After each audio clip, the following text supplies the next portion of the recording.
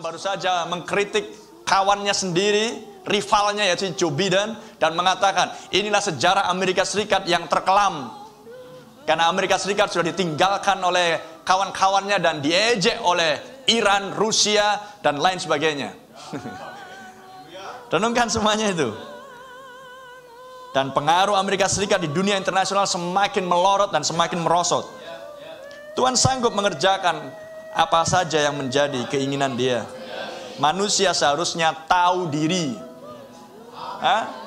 Tetapi kalau Tuhan sudah mengeraskan hati Fir'aun, maka tidak ada lagi tahu diri.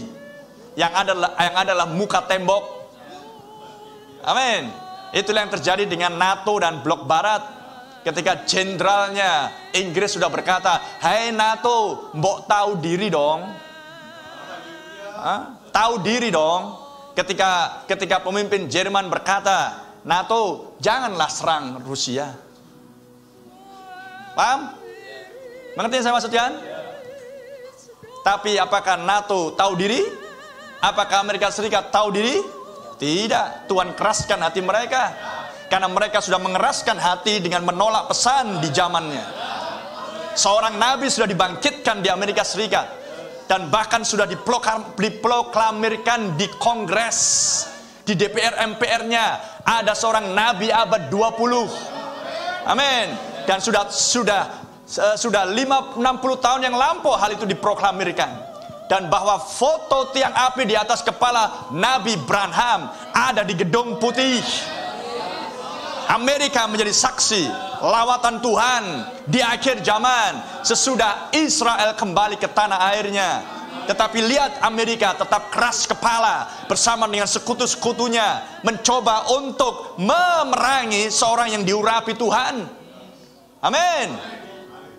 Sama seperti Tuhan mengeraskan hati Fir'aun adalah untuk kebinasaannya. Amin. Terpuji nama Tuhan. Itulah sebabnya pelajaran bagi setiap individu. Jangan ada yang mengeraskan hati. Karena jika Anda mengeraskan hati kepada setiap firman, brother, aku percaya pesan, tidak cukup. Anda harus mengikuti firman yang hari ini. Jangan keraskan hatimu. Maka tiba waktunya Tuhan akan mengeraskan hatimu. Dan jangan pernah menangis untuk sebuah pertobatan. Sudah terlambat. Apakah Amerika masih ada waktu? Masih ada waktu bagi Amerika bertobat? Tidak ada. Berarti sudah terlambat. Kapan terlambatnya? Sudah 60 tahun yang lampau. Renungkan itu pelajaran dengan kata lain seperti ini.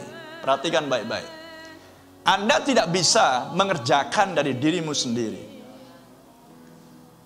Jikalau Tuhan tidak menyingkapkan hal-hal yang besar.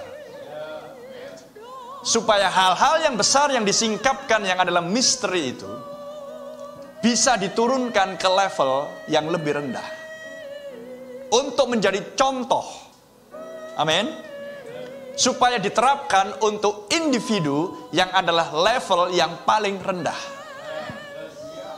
Ada amin? Jadi jangan dibalik. Ketika Anda di level yang paling rendah individu, melihat segala sesuatunya seolah-olah sudah sesuatu yang perkara besar. Itu namanya mendramatisir. Paham? Apa yang Tuhan sudah singkapkan di level internasional dan zaman, metodenya sama. Turunkan itu ke level bangsa, nasional. Turunkan ke level gereja lokal. Turunkan ke level keluarga. Turunkan ke level yang paling rendah, individu. Anda melihat contoh yang besarnya dulu. Inilah yang dikerjakan Tuhan di akhir zaman. Tuhan singkapkan apa yang selama ini tidak dimengerti. Amin.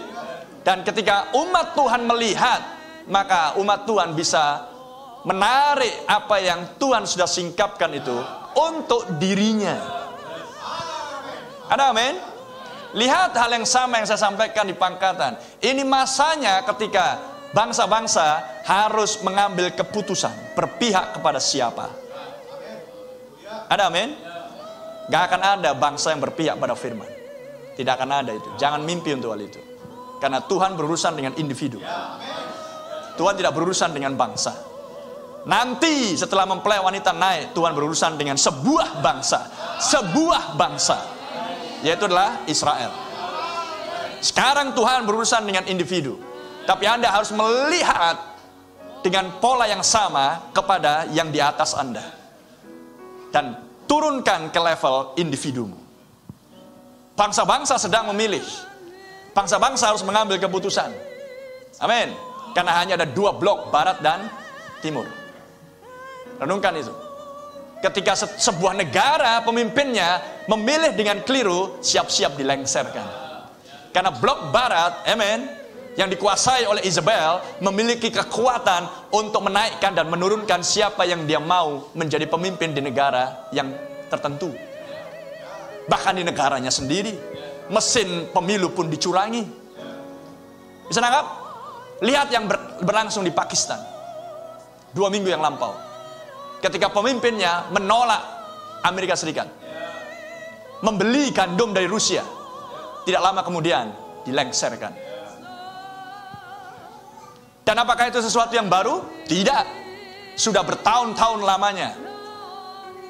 Sebelum tahun 2022. Dia punya power, dia punya kekuatan. Dan siapa yang mengerjakan semuanya itu? Lucifer. Roh jahat.